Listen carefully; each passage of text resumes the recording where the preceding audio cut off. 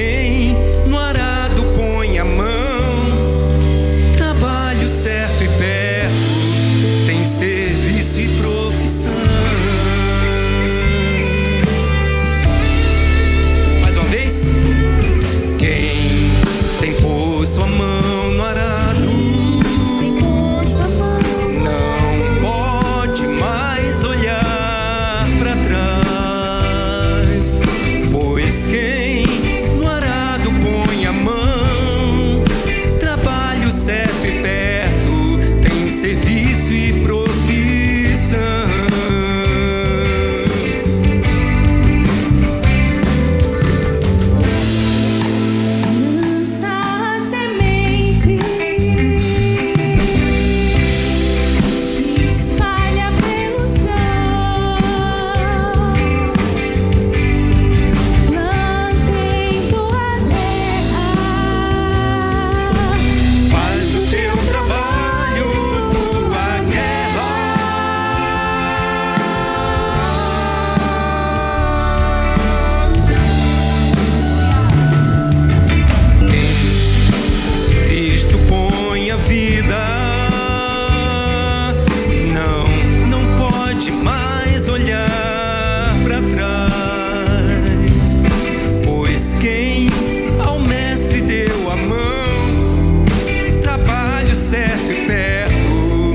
Serviço e profissão.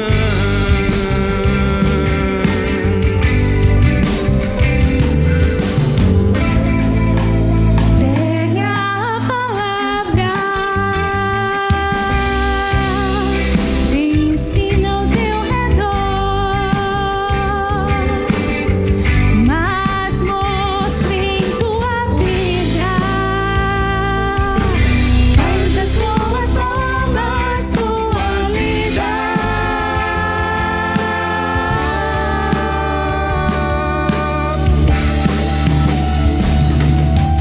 Quem tem posto a mão no arado não pode mais olhar para trás, pois quem no arado põe a mão, trabalho certo e perto, tem serviço e profissão.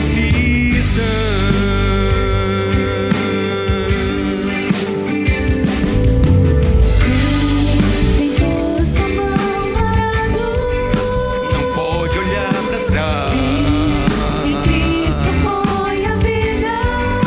não pode olhar para trás, Tem posto a mão no arado, não pode olhar para trás. em Cristo põe a vida.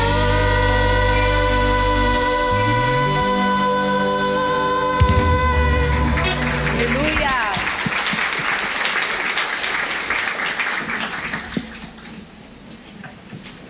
Amém.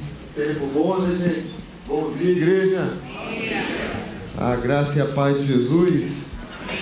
Tempo precioso, músicas lindas, ainda vem mais. Mas eu vou trazer uma reflexão agora baseado nessa música. Mão no arado. É interessante demais. Lá nos evangelhos, Lucas e Mateus têm um pouco sobre isso, mas Lucas que está mais completo. Lucas capítulo 9, a partir do verso 57. Eu vou ler, não precisa você abrir, você tentar ser breve aqui. Diz assim: quando andavam pelo caminho, um homem lhe disse: eu te seguirei por onde quer que fores. Jesus respondeu: as raposas têm suas tocas e as aves do céu têm seus ninhos, mas o Filho do Homem não tem onde repousar a cabeça. A outro disse: siga-me. Mas o homem respondeu: Senhor, deixa-me ir primeiro sepultar o meu pai. Jesus lhe disse: deixe que os mortos sepultem os seus próprios mortos. Você, porém, vá e proclame o reino de Deus. Ainda outro disse: vou seguir-te, Senhor, mas deixa-me primeiro voltar e despedir da minha família. Jesus lhe respondeu: com essa palavra que a gente cantou agora. Ninguém que põe a mão no arado e olha para trás é apto para o reino de Deus. Jesus estava falando do compromisso com o discipulado, do compromisso com Ele, do compromisso de alguém que entregou a vida completamente a Jesus e que entendeu o seu chamado, que entendeu a sua convocação, que entendeu a palavra: siga-me, venha, me segue. Aqui tem 3 tipos de homens. O primeiro é um mestre da lei, que disse: Senhor, eu quero te seguir, como é que eu faço? E esse mestre da lei, ele tinha tudo do bom e do melhor, mas ele precisava aprender a negar a si mesmo. Primeiro homem, ele precisava aprender a negar a si mesmo.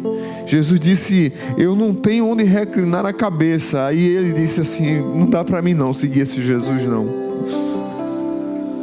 O segundo homem, ele precisava aprender a morrer para si mesmo.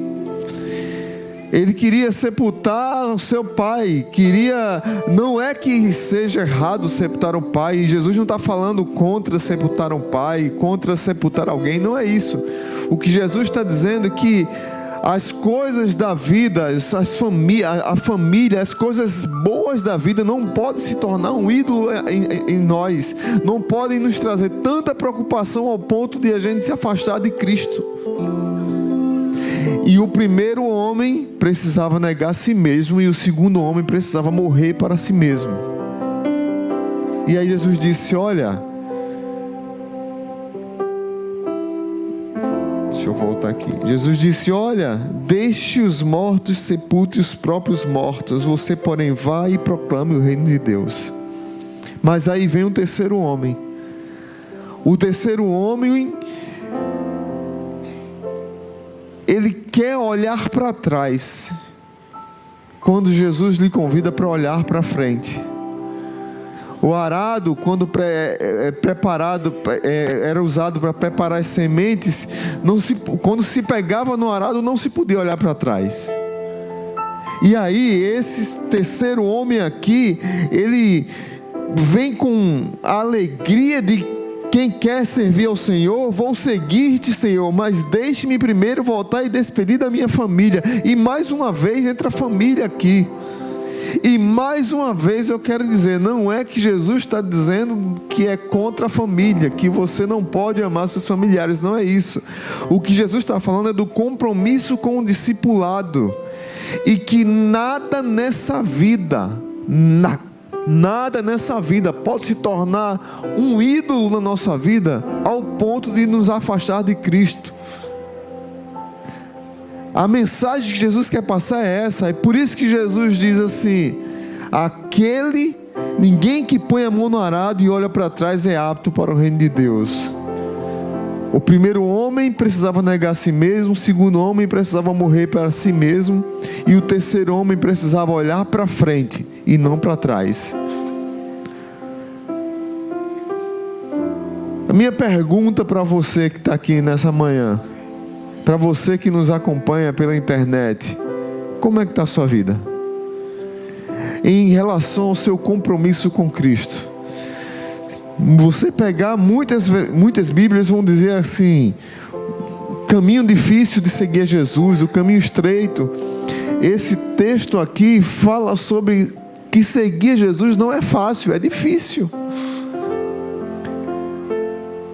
Seguir a Jesus é desafio.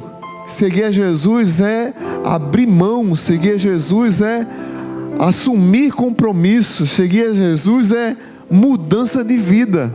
Seguir a Jesus é o que essa música acabou de falar. Quem tem posto a mão no arado não pode mais olhar para trás, pois quem no arado põe a mão, trabalho certo e perto, tem serviço e profissão.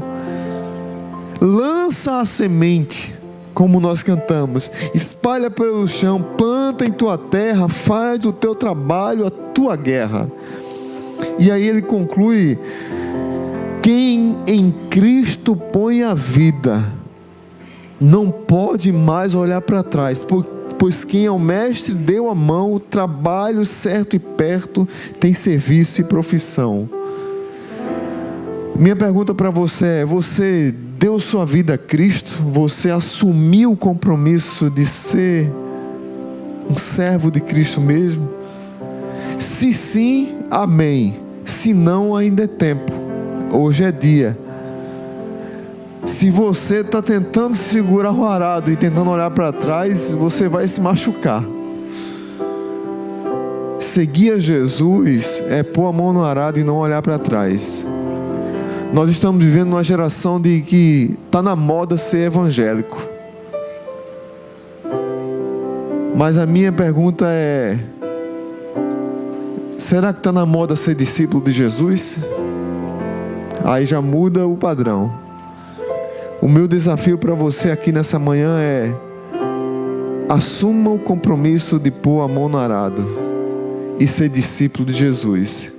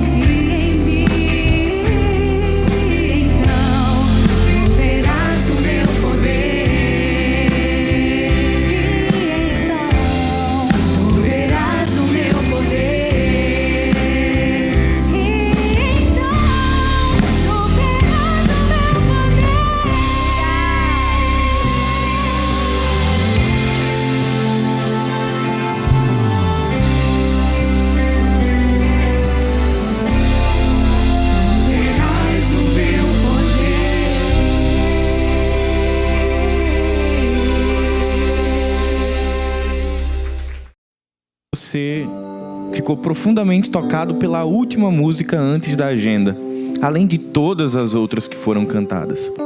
Especialmente porque ela é escrita de uma forma como se o próprio Deus falasse ao meu coração e ao seu coração. A música diz: meu servo, não temas, pois eu te escolhi. Sei que é difícil, mas confia em mim. Confia em mim, então tu verás o meu poder. Eu tenho certeza que ao longo da sua caminhada, que ao longo da sua trajetória de vida com o Senhor, você já passou, assim como eu, por momentos de temor, de medo, de preocupação, de aflição, sem saber como seria o hoje, sem saber como seria o amanhã, como seria o desfecho de alguma situação. E não é à toa que a palavra de Deus, só no Antigo Testamento, ela registra mais de 60 vezes expressões diretas do próprio Deus ao seu povo, dizendo: não temas ou não temais, porque é um sentimento inerente ao coração do homem. Medo, aflição, angústia e incerteza. E quantas vezes Deus, ao longo da caminhada do povo de Israel, precisou dizer diretamente ao coração do povo, por meio dos profetas, por meio dos patriarcas, por meio dos reis, dizer: Israel, não tema, porque eu sou contigo. E como essa música falou há pouco tempo: não temas, porque eu te escolhi. E essa continua sendo a mesma verdade da igreja de Jesus hoje. Não temas, porque eu te escolhi. Lá em Isaías capítulo 41, do verso 8 ao 10, diz: você, porém, ó Israel, meu servo, a quem escolhi, vocês, descendentes de Abraão, meu amigo, eu os tirei dos confins da terra, de seus recantos mais distantes eu os chamei. Eu disse: você é meu servo. Eu os escolhi e não o rejeitei. Por isso, por serem meus servos, por serem escolhidos meus, não temas, pois eu estou com você. Não tenha medo, pois sou o seu Deus. Eu o fortalecerei, eu o ajudarei, eu o segurarei com a minha mão direita vitoriosa. Esse era um período muito difícil na vida de Israel. O fim do cativeiro babilônico estava próximo. E naturalmente talvez nós pudéssemos pensar: ufa, está acabando, vai sair. Mas já havia uma outra profecia que preocupava, e está relatada no capítulo 40, que trazia já angústia ao coração do povo, de um outro povo que traria medo inclusive aos babilônicos. E Deus está falando agora ao coração de Israel, dizendo: não se preocupem, porque eu estou com vocês. Era natural que Israel estivesse preocupada, fragilizada, sem saber o que aconteceria no amanhã, e era necessário que Israel ouvisse do próprio Deus uma expressão que trouxesse segurança. E se de fato há uma expressão na palavra de Deus que nos faz descansar, é quando Deus diz ao nosso coração: não temas ou não temais. Mas existe um ponto muito especial nesse texto que nos ensina o porquê nós podemos viver sem temor e sem medo, mesmo quando as situações são difíceis. É porque todas as vezes que o Senhor diz: não tenham medo, Ele continua e Ele diz: porque eu estou com vocês. Isso basta. Não é tenham medo pelo simples fato de não tenham medo. Não é sejam corajosos. É não tenham medo porque eu estou com vocês. E nesse texto em especial ele diz: eu estou com vocês, eu os fortalecerei e eu os segurarei pela minha mão direita vitoriosa. Esses são os motivos pelos quais a igreja do Senhor, e eu e você que tivemos um encontro real com Jesus e somos discípulos de Jesus, podemos descansar. A palavra de Deus, ela vai nos lembrar nesse texto de Isaías que nós somos um povo escolhido de Deus. Dentre tantas nações, Deus chamou um povo para chamar de seu. E eu e você fazemos parte desse povo. dessa Israel espiritual, dessa igreja invisível, de toda a história que é composta por todas as pessoas que foram escolhidas por Deus. Então, por que temer? Ainda que o nosso coração vacile, e ele vacila, e mesmo muitas vezes olhando para as Escrituras, tem manhãs que a gente acorda com o coração inquieto, preocupado, angustiado, sem saber como as coisas vão terminar. Mas a gente precisa fazer esse movimento de volta, que um culto tão maravilhoso como esse nos permite. Olhar para músicas atemporais do Grupo Logos, que nos levam a uma trajetória, a uma jornada de volta para a Escritura, para lembrar quantas vezes o Senhor já disse ao seu povo, e continuou em Jesus dizendo: não temas. Mas diferente desse povo, dessa Israel do Antigo Testamento, eu e você somos tabernáculo do Espírito Santo e temos o Espírito Santo de Deus, o próprio Deus, habitando em nós e dizendo todos os dias: não temas, porque eu sou contigo. Podemos viver sem temor, porque Deus nos assegura que estará conosco. E como é interessante, Deus não está conosco tão somente no dia da alegria, porque Deus esteve com Israel em todos os momentos, inclusive nos momentos em que Israel estava passando por juízo, inclusive nos momentos que Israel estava passando por cativeiro, Deus estava com eles.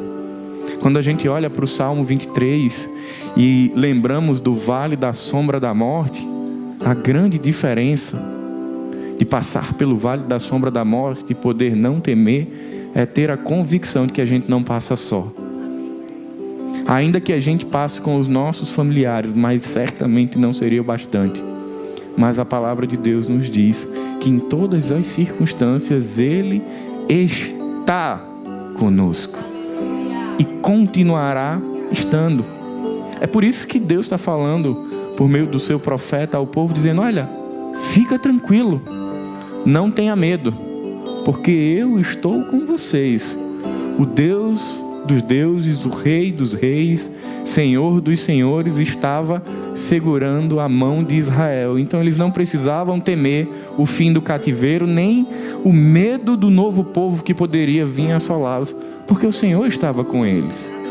E por fim, Ele diz aquilo que falou muito ao meu coração, e eu queria que você pensasse sobre isso. Deus nos fortalece e nos auxilia nas batalhas. Eu tenho certeza que em algum momento da sua vida você já olhou para o desafio e disse assim: eu não vou dar conta. Isso daí é maior do que eu posso suportar. Eu não tenho como passar por isso. Mas lembre-se do que o Senhor tem dito em toda a Escritura: eu os ajudarei, eu os fortalecerei. As batalhas, elas são vividas no Evangelho não pela força que eu e você temos, não pela força que a nossa casa tem, mas porque é a força do Senhor quem nos sustenta. E é isso que Deus está dizendo a Israel: não tenham medo, pois eu sou o seu Deus. Eu o fortalecerei, eu o ajudarei e eu o segurarei. É nessa perspectiva que a gente pode viver sem medo. Não significa que a gente vai acordar na segunda e isso não vai aparecer em nossos corações. Mas significa que assim como hoje nós estamos sendo relembrados daquilo que a palavra fala, a gente pode dissipar esse medo voltando para aquilo que é uma verdade absoluta dita por Deus. Não tenham medo, porque eu sou contigo. E eu queria convidar você a descansar nessas verdades espirituais, de que você não precisa viver, de que eu não preciso viver aprisionado pelas amarras do medo, porque o Senhor conhece a minha vida e a sua vida desde quando nós éramos substâncias ainda informes, e Ele nos conhece desde o nosso levantar até o nosso deitar. Por que temer? Por que dar espaço ao medo no nosso coração quando nós servimos a um Deus que cuida de absolutamente todos os nossos passos? Eu queria convidar os irmãos que vão nos ajudar com os nossos dízimos e ofertas. E talvez, falando enquanto comunidade, nós tenhamos um desafio muito grande aos nossos olhos, a construção da nossa nova sede. Mas assim como o Senhor falou anos atrás ao coração do pastor Marcelo e ao coração da igreja, Ele continua dizendo hoje: não tenham medo, não tenham medo de avançar, não tenham medo de encarar o desafio da construção, porque Deus continua sendo Deus e Ele continua sendo o nosso Deus. E eu gosto de olhar para o Salmo 23 porque o pronome é possessivo: Ele é o meu Deus. Então, o que é a construção quando Deus está conosco e desde anos atrás Ele já tem dito: eu os ajudarei, eu os fortalecerei. Aí a gente volta para a mensagem que o pastor Marcelo acabou de falar: quem põe a mão no arado, nós colocamos a mão no arado. Temos serviço e profissão. Que nós possamos descansar nessa verdade, de que esse Senhor que nos chama, que nos vocaciona, é o mesmo que nos sustenta e nos faz avançar.